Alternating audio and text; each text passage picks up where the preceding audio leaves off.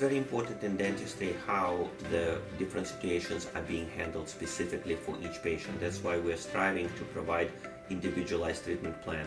We look not only at the templates of how things are supposed to be done, but also we kind of geared all this towards this specific patient which is in your chair right this moment.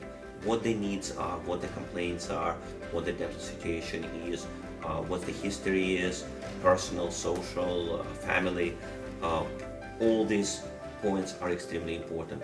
And so having general dentist figuring out the problem and having oral surgeon dealing with certain situations in the office under one roof is ultimate for patient satisfaction and long-term care and long-term prognosis. Talking about replacement of teeth, when we're talking about the extraction and implant placement and restoration, that treatment plan should go kind of backwards from the bottom up, because that's where and how you're going to construct the future prosthesis, the replacement.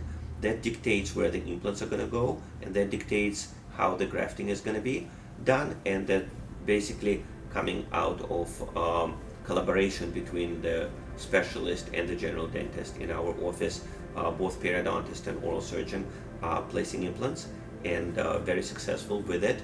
For many years we are working together, and for many years we see not only how we think it's going to be done or we know how it's going to be done, but actually how it's being done and long-term results of what has been done some time ago.